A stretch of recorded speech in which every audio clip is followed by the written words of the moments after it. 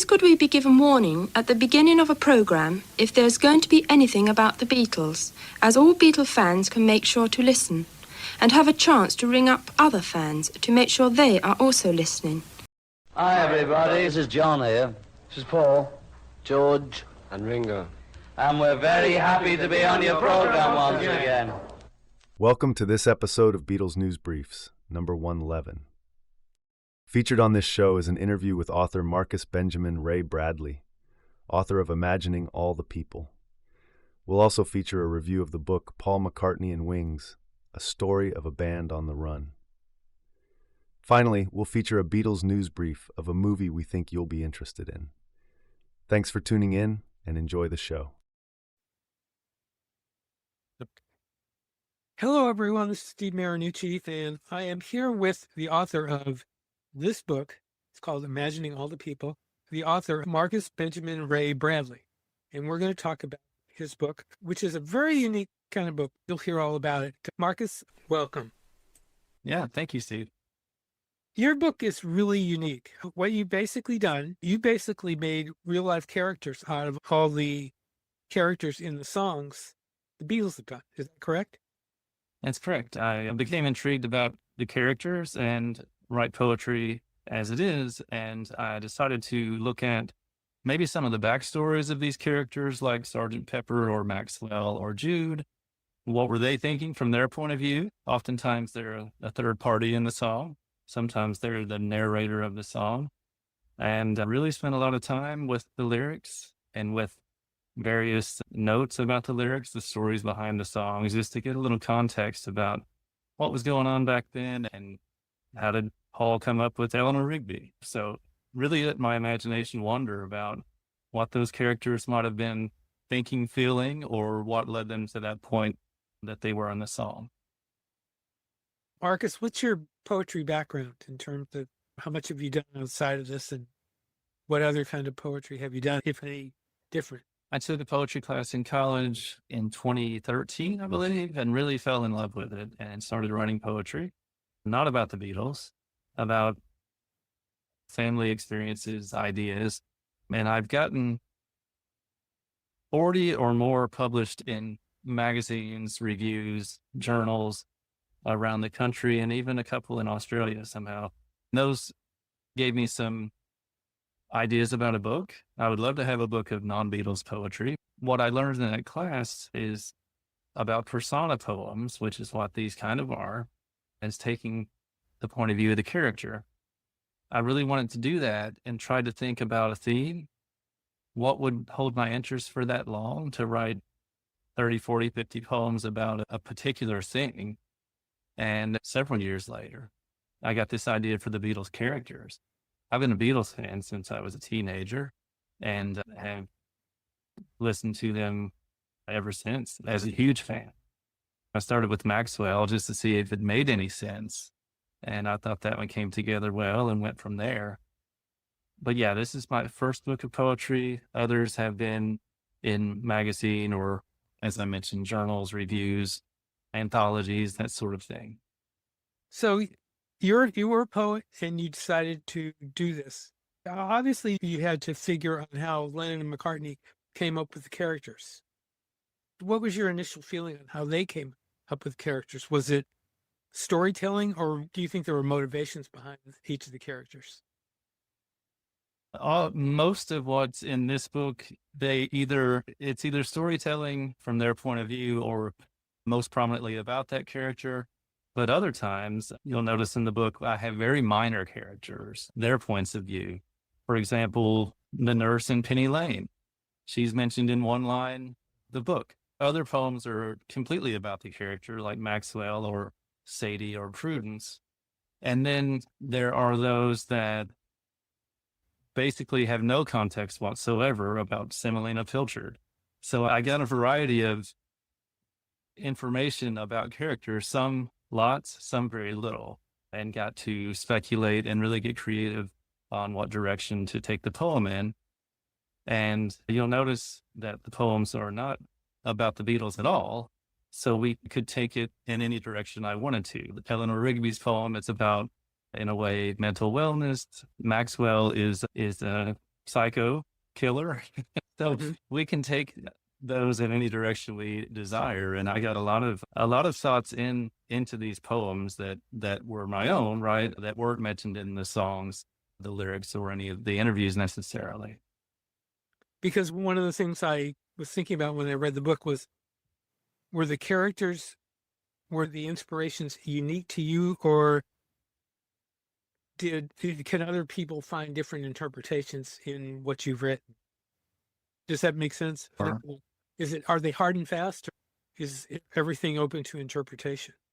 definitely open. I included a section at the end of the book about questions you might ask, or a reading group might ask, or a professor might ask students if they were to read this book. Basically, prompts for discussion. One of my favorites is very general. I mentioned Eleanor earlier. It was a basic question of what are some reasons why Eleanor might be lonely? And you could take that in any direction you would like based on the year that we presume it was set in and her circumstances around the church and picking up rice and so on. We can speculate any number of reasons why she might be acting that way. So what do the characters do for the songs themselves? When people see these inspirations, do you think that they make the songs, I don't want to say make the songs better, but they add more to the songs, do you think? They certainly did for me, thinking it that in depth about these lyrics.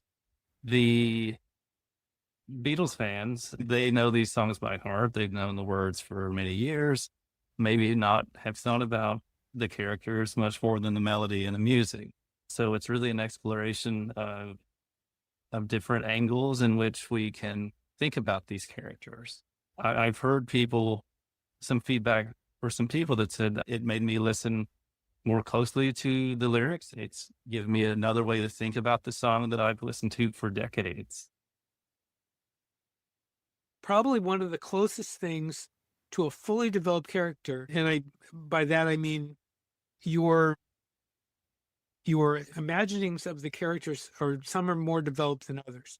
But one that I found was really well developed, or fully developed, was Rocky Raccoon. And if you would do me a favor and read that now, can you read that for me? And I'll ask you a question at the end. Yeah, that sounds great. The character in this one is not Rocky himself, but instead the doctor that came in seeking of Jan after the shootout at the hoedown.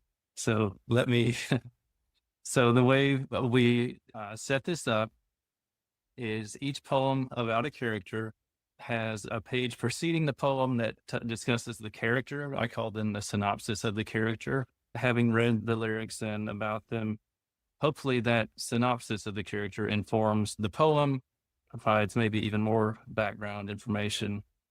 And this one is about the doctor. The synopsis goes like this. Back in the Wild West days of saloons and hoedowns, a love triangle erupts in gunfire when the jealous, jilted lover draws on the new man in the girl's life. The town doctor is summoned, but alas, the doc is drunk and can't do much more than give a grim assessment of the wound as fatal. Whether due to his natural sense of optimism, denial, or the doc's inebriated condition, the wounded cowboy disregards the prognosis and heads back to his room above the saloon. Unbeknownst to all, the previous guest had left behind his Bible, which offered unexpected comfort. And the name of this poem, Point of View of the Doctor, is called Ginned Up Condition. I encountered the patient while attending a hoedown, where dancing was square and the mason jars round. Mine happened to be repeatedly filled with delectable gin, a family recipe carefully crafted in someone's bath. A skirmish between rival suitors took a hostile turn and escalated to the point where arms were presented. The urgent matter at hand was abruptly settled when one was discharged with some accuracy. Being the only medical professional on the premises, I was called to the room where he lay bleeding. I diagnosed from my point of vantage atop the table that he had indeed suffered a penetrating injury. The cavity made as the bullet passed through the tissue was as round as a juniper berry steeping in spirits. I had difficulty determining the exact quantity of holes there were for us to be concerned about. I was seeing anywhere from 1 to 3 of them as a direct result of my impaired ability to focus. The patient flatly rejected my recommendation of embarking on immediate exploratory surgery. Having no one else qualified to give a second opinion, I fell back on my Hippocratic oath to do no harm. I knew that by telling him the wound was fatal, then I would not be underestimating its severity. The incident may have turned him to other treatments, perhaps Dr. Quack's exotic tonic or Rocky's newly found faith. However, I have digressed from the intent of this note. Rocky is to be excused from work for the rest of the week. Now, one thing, these are poems, but they do not rhyme. And I know that there are modes of poetry that are free form. Is that how you describe what you're doing here, or how do you describe it as a... Sure.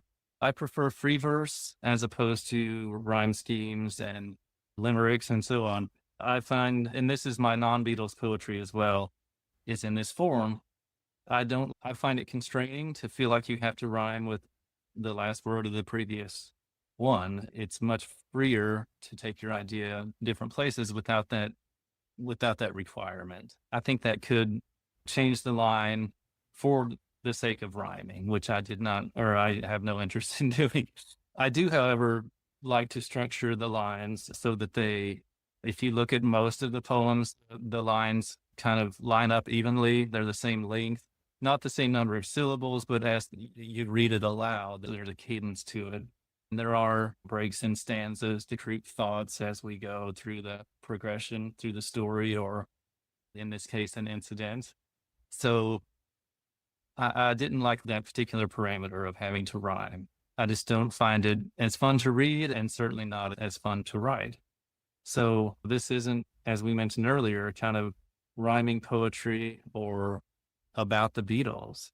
Now, there's lots of information about the Beatles, but those are in footnotes to help kind of give some context to some of the words or phrases in the poem that might reference something the Beatles had done back then.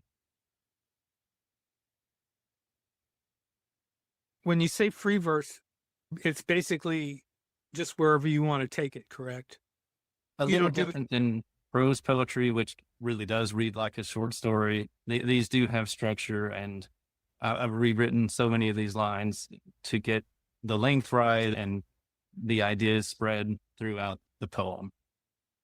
And you don't use rhythm in your poetry. In other words, there's no, maybe I'm thinking a little too, I'm thinking back to in school when we had to read poetry. There were some poets, I believe, that had rhythm in their verses. That is not something you're doing here. Correct. There's things like limericks and sonnets. I found sonnets very difficult to write because of the number of syllables and the rhyme scheme. And again, I'll use the word constraining on what words you need to use in that second line, right? Again, I tried to pace it so that reading aloud, which I've done many times as I edited, to make sure it has a certain flow to it. Now, that really makes this more than just what it seems. When you open it first and when you look at it, it's what are these words, what are these characters? But to hear how you imagined it and how you structured it, it's really quite complicated. It's not really simple. And that's really unique about this thing, that it's more than just a fan thing. Actually, it's probably not the way to put it, but it really is more than a fan thing. There's actually a lot of thought that went into how you set it up and what you did. And I think, and that's really interesting.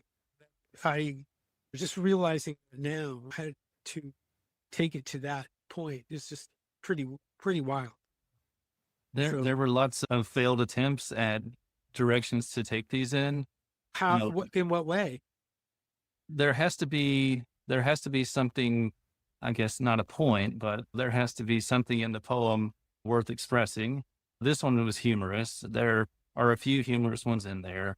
Some are very moving, some are matter of fact, but there has to be some essence there. I'll use like Lady Madonna, for example. I really tried probably 3 different ways to write that.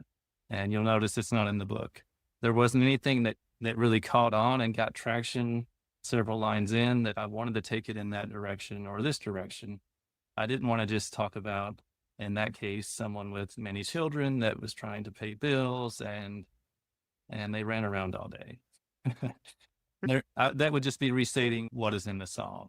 So there had to be, I think of it as an angle. There has to be an angle into the character to get to a point of the poem. Now, on the opposite side, so to speak, where you made up a story about Rocky Raccoon, everybody knows that Hey Jude is about Julian Lennon, but you have a story there. You developed a Jude character there. Where did that come from? How did you get to that? Again, yes, you're right. We know it's about Julian and his situation at the time, but reading the lyrics, you wouldn't know that. And I have friends that didn't know that and were surprised that it was about Jude. But just reading the lyrics, go out and get her, let it out, let it in. Someone struggling to come to terms with, I guess, love. And I took it in a direction, almost a young man wanting to express love to a female. So the lyrics, if you look at it from that direction, the lyrics don't necessarily contradict that idea. We just happen to know the backstory, why he wrote it and what he was thinking. Okay, so you actually made Hey Jude more of a romantic poem than it actually was. That's interesting. Very interesting. Who did the illustrations? The illustrations are by Carrie Heimlich from Ohio. You know, I'm going to show the book here. You can't, let me see if I can get in close enough to where you can see the illustrations on the front cover. But that's basically the way the illustrations look in the book. I thought those were quite interesting too. They are wonderful. They really make the book a more complete work of art, really. We've got pictures of interpretations of what the characters might look like, drawn by an artist that had some experience with animal drawings. So the first one she drew was Henry the horse, because she likes to do horses and dogs and animals. And when we got Henry the horse in, we knew that she was going to do the rest of them. And we left the faces featureless, except for maybe glasses or a feather in the hat or whatever. On purpose, we left those features off because the idea was the poem would fill in the character as you read through it.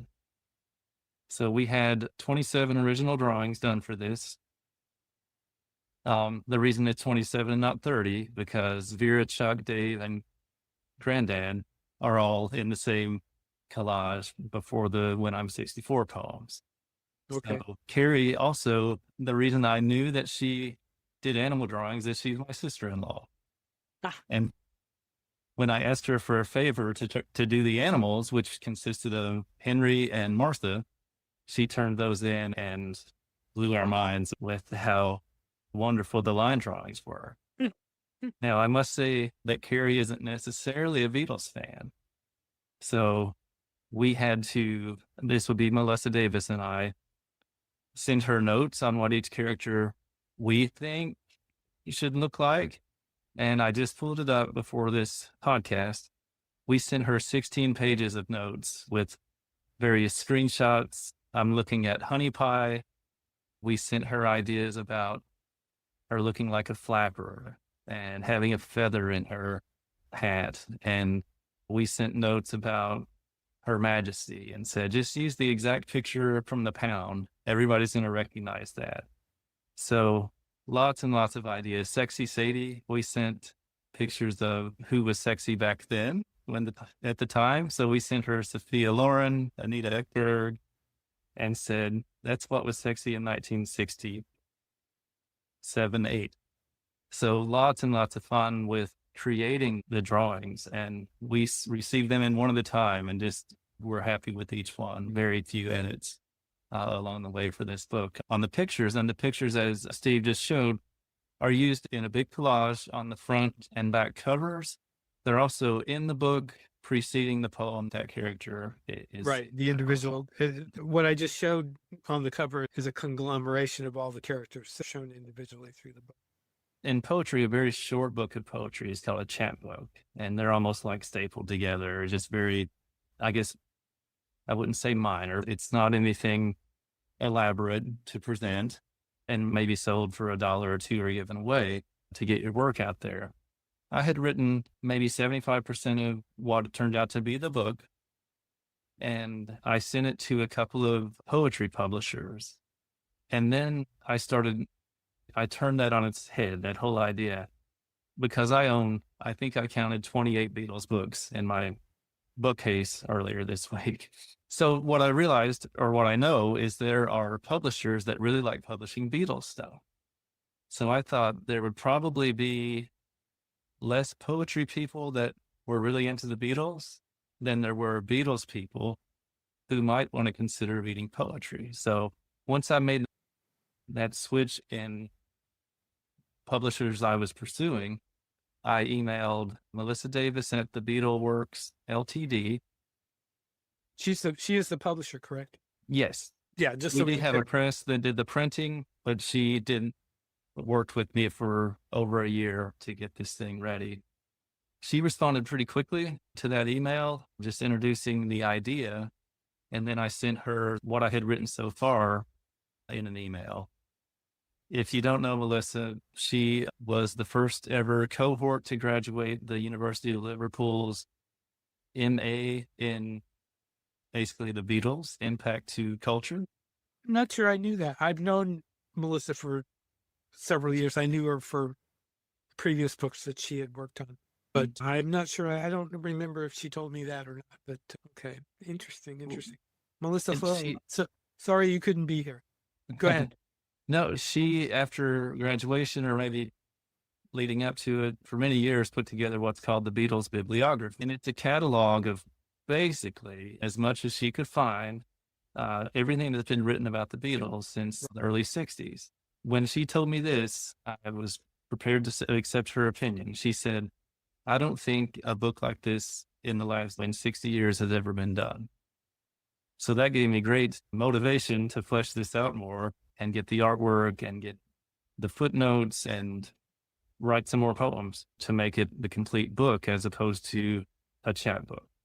And Beneath the Waves, which is about Yellow Submarine, you talk about why the sub isn't yellow, which I thought was amazing. Why was the sub made yellow in the first place, according to your interpretation? In the poem, it does mention that submarines are typically gray, so they're a bit camouflaged in the distance, at dawn and dusk and so on. This was just basically a vivid color of yellow and very celebratory for what the people wanted to live on a submarine for. Had all their friends there. It was kind of like a little commune of folks that gathered and went out to sea. They weren't hiding anything. They were spreading peace and love. In another poem that caught my attention was Your Majesty, where you said, but he thinks she's a pretty nice girl and intends to win her affection one day, admitting that he's going to need a bellyful of wine to work up the courage to confess his love to her. My question is, does he realistically have a chance? Absolutely not. I've read that when the Queen takes, for example, a drink of wine, everyone does in turn. When she's finished eating, their plates get taken away. So you're very much following her lead. And whether this guy didn't normally drink much or just happened to drink too much, he was escorted out, which can't be a good thing. And as he's heading home, hopefully by foot, he thinks he fell in love as well as getting intoxication. Explain another character based on a real person is Dear Prudence. Explain how you came up with that characterization.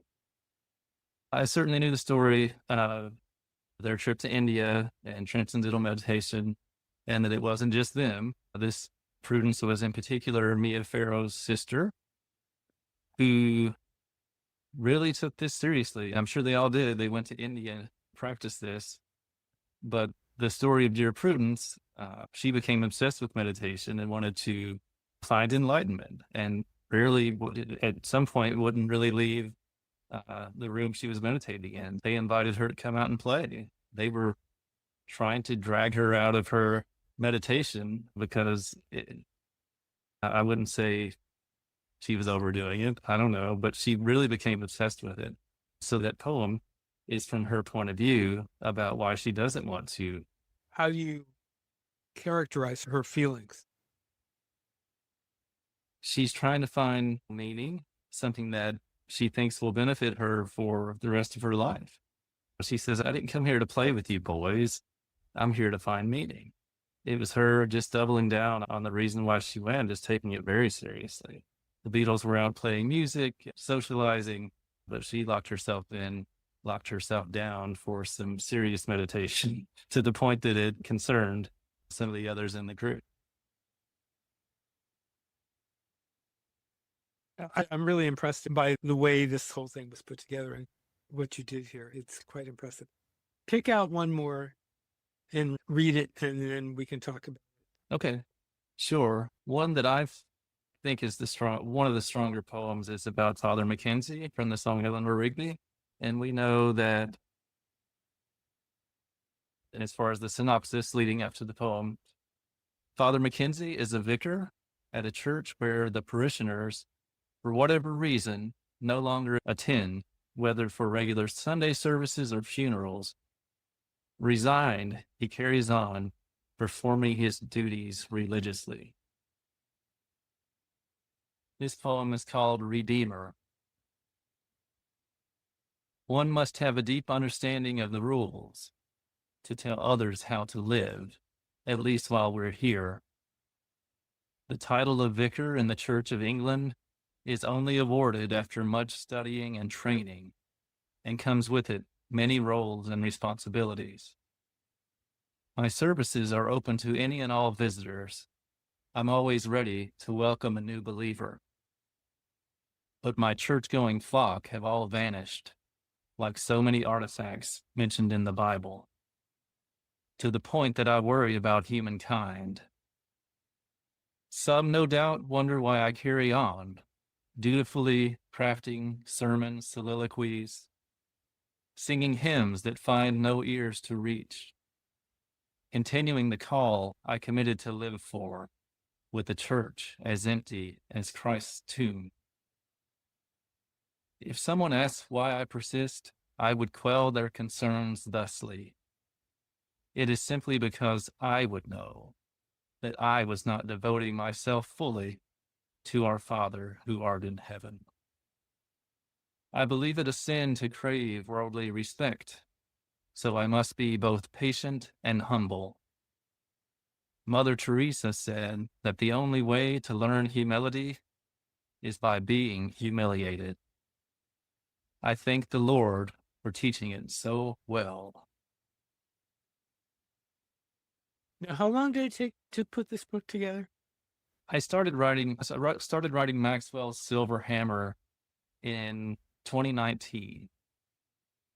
Just the first one, not thinking it would turn into all of this. And it was just for fun. And I wrote very slowly at first, just very carefully, lots and lots of edits. And after that, I think it was Sexy Sadie, and then maybe Mean Mr. Mustard, and just slowly started accumulating these. When I got, and it turns out, to the 75% point, I sent it to Melissa Davis. That would have been in November of 23. I had sent her 23 poems, and when she expressed interest, I wrote the last 7. And then we started fleshing it out so November 23 sent to Melissa. I think we signed an agreement a few months later, and then we decided to do the drawings. So we engaged Carrie Heimlich in spring of 24. So we're already a few years in, right? we took our time with the artwork. That really took the entire summer of 24. And then we needed to get some services like graphic design to do the cover, the compositing for the book formatting. Melissa really taught me how to publish a book. I had no idea. Never done it before, but I had these poems together. And just the process took a long time to get it just the way we wanted it, with Right. all the pieces, the drawings, the synopsis, the poems, where we edited those. Then the fun parts to me were the about the author and the introduction, coming up with the prompts for discussion, things like that, to really build out the book in full. So to answer your question, it took a few years to write and a couple of years to get published, or to get it ready for publishing. I got my first copies in September of 25. I'll show it up here. This does not have a dust cover. It's a hardcover, and it makes it look really nice. I never care for book covers. They come off, and that is just our preference. And I agree. I think it came out the way we wanted. A very nice hardcover. We also have paperbacks and ebook. And you've got some words on the back by Ken Womack. So that's cool. Where can people get this? It's available on their bookstore. It's bookbaby.com. That's the most direct way. It is on Amazon. That might take a little longer depending on if it's in stock in their warehouse, but I have sold many on Amazon. So it's available in lots and lots of booksellers. BookBaby works closely with tons of companies like Amazon and Barnes & Noble and so on. The hardcover is $20 or so. The paperback's $15 or so. The ebook is very inexpensive, $2.99, which doesn't cost anything to distribute. And as a first-time author, I wanted to get it in the hands of as many people as possible. Are you going to do a sequel? Or have you got any other plans? I am, in fact, doing a sequel. It's going to be much longer as far as the number of poems. I'm on the fence about how to use the artwork. The second book won't be as easy, I guess, to imagine what drawings would fit. For Credence, for example, we've got someone meditating. For Mother Nature's Son, we have someone playing guitar in a field. Those are easy enough to come up with. But in the second book, I really took a different approach, as opposed to named characters, just using basically the narrator of the song as a character. For example, one of the first ones I wrote was when I saw her standing there. It's from the point of view of the girl who doesn't have a name in the song, but she's at a dance and meets a guy, and it's about her point of view in the song. We don't have any clue as to what that character was like, just that the boy or the man fell in love. With that different approach, the artwork will be different. I'm not quite sure how yet. I can say that the first draft of the poems are all written, but as I learned with this book, that is half the battle, because we need all these other services, designers and artists and footnotes and synopsis. Hopefully we get quicker at getting our product ready for print than last time. I think we learned so much this time around that it will be. It sounds like you don't have a firm date on when it's going to be out. Here. No, not at all. In fact, we've only started discussing the poems themselves. So once we get past that hurdle, we'll start building on the other pieces. Okay. I would hope it would be this year or next. I don't expect it to be as long as this one. We had a team. You mean take as long? Take as long. Yeah, Right. the book will be hopefully longer, but we did have to assemble a team of people. There were other people. We had a round of beta readers. That takes time to get some feedback. Melissa would send not the book, but maybe 4 or 5 handpicked ones for Ken Womack, for example. You mentioned him earlier. She knew that Eleanor Rigby was one of his favorite songs, so she sent him that and some others that, because she knew him, ones that he might respond to. And one of my favorite stories on the beta readers is, we thank her in the acknowledgments, Angela Ballard. She's a retired British chartered librarian, and Melissa got to know her when she was in Liverpool in the program, the master's program. She was a beta reader, and I think at the time, the book, the file name was just called like Beatles People or something like that. And she said, I think the poems are great. I think the title does not live up to the poems. And she suggested Imagine All the People, which is such a great title. We tweaked it somewhat.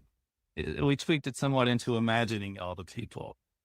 So we got some good feedback from people to incorporate, and really, again, I'll say I didn't know how to publish a book. So I've learned you need this help from people that specialize in those areas. And all that takes time to onboard and hone what it is you're looking for. There were iterations on all of those things that I mentioned. It is quite the process. Are you going to call it Imagining All the People too, or are you going to do a different name for it? I'm leaning towards a volume 2. Yeah, Volume 2. Imagining All the People. Same concept, just a different take on it, using, again, non-named characters and more just maybe more loosely associated with the song. Whereas these were tied as much as I could to the lyrics of what's known about them. In book 2, I speculate on many more things than just what we know as fans from the lyrics and the analysis and all the books and all the web pages. As I said in the beginning, this is a really unique project, and it really takes you to places that you probably didn't expect Beatles songs to go. And I congratulate you on the concept and on getting it done, and I wish you luck with volume 2. I wish you luck with this one. Thank you, Marcus, for coming on and talking about your book. Thank you for the opportunity. I'm learning that there's a whole community of people like yourself that write books, that do podcasts, that do radio shows, that go to every Beatles fest.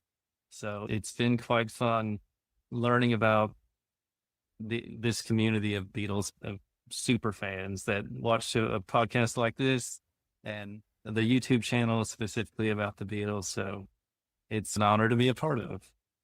Thanks again, Marcus.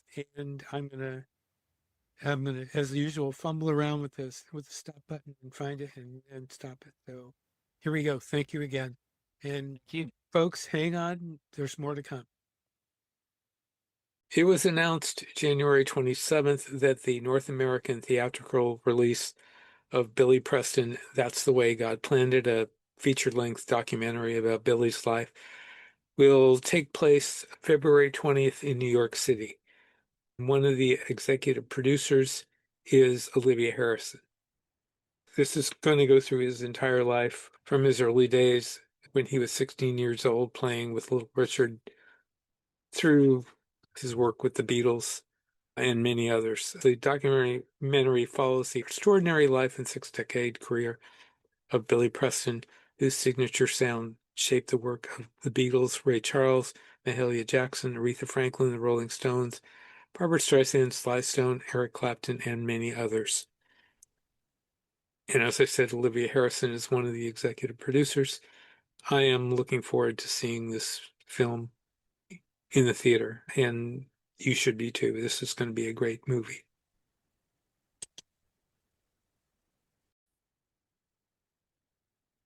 Okay, and here's our review of Paul McCartney and Wings, the story of a band on the run. Paul McCartney's really on a current kick to tell the Wings story with 2 projects in the works. One, a book is already out, Paul McCartney and Wings, the story of a band on the run, edited by Ted Widmer. And then there's the video documentary Man on the Run that covers much the same territory. That's directed by Morgan Neville, that will be out at the end of February on Amazon Prime. Interestingly, according to the introduction in the hardback, Ted Widmer was not given the Man on the Run film to view, so the 2 projects are entirely separate. But anyway, Paul McCartney and Wings, the story of a band on the run, available in hardback, ebook, and audio versions, is a warts and all oral history that goes deep into the history of the band through quotations from Paul McCartney, Linda McCartney, daughters Mary and Stella, Wings band members Ringo Starr, Yoko Ono, and Sean Lennon, friends and associates, and a myriad of Wings fans. The quotes bring together a look at the band that's far from a whitewash but takes readers through the band's good times and bad. For example, the band's early surprise gigs are discussed in depth with stories from many of them presented through quotes of those who were involved presenting them. Linda's early nervousness at being a band member and how she gained more confidence as time went on is also discussed. And then there's this quote from Paul about the fashion sense of the band. Looking back, I must say it's very interesting to see some of the clothes we decided to wear. Now these things are coming back. The haircuts might come back. It was the times. Linda loved Bowie, so she got a Bowie-esque haircut. To which Stella, who these days knows a little about fashions herself, comments, she was like self-styled and it was the coolest effing look on earth. It was so ahead of its time.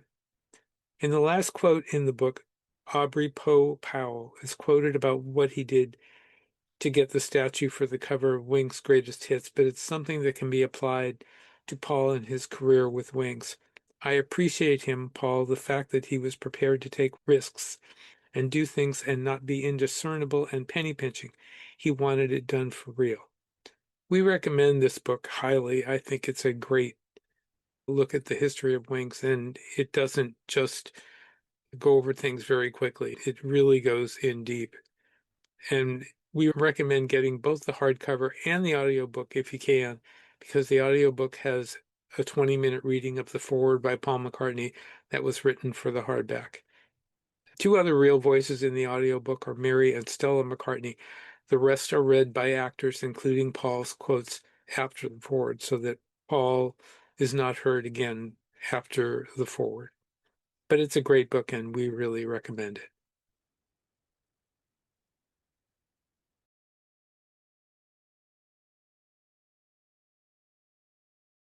We have a late Beatle news briefs for you. Paul McCartney announced that the Man on the Run documentary will be in theaters one day only on February 19th. They'll announce what theaters and what times on February 4th at 2 p.m. GMT, 9 a.m. Eastern Time, and 6 a.m. Pacific Time. The film starts running on Amazon Prime on February 27th, but you can see it in theaters one day only. The theatrical showing will include a special conversation between Paul McCartney and director Morgan Neville. Thanks very much for listening to our podcast today. If you enjoyed our program, we'd really appreciate a positive review at the place where you get your podcasts. Apple and Google love positive reviews, and it really helps us. If you don't already, please subscribe to our show so you'll get our newest shows right away. We have some great shows coming up. We would love to hear your suggestions for the show, so please write to us at BeatlesNewsBriefs@gmail.com or catch us online on Facebook in our Beatles News and Information group. If you've missed any of our past shows, you can hear them at marinucci.podbean.com, and please tell your friends about us. We appreciate you all for listening. Now here again is Steve Marinucci. Well, that's all for today. Thanks for tuning in. Thanks for listening. You can hear our complete list of shows at marinucci.podbean.com in audio and in video and audio at youtube.com. Please subscribe if you haven't subscribed already. We would love to have you, and you'd find out about the shows as soon as they're published.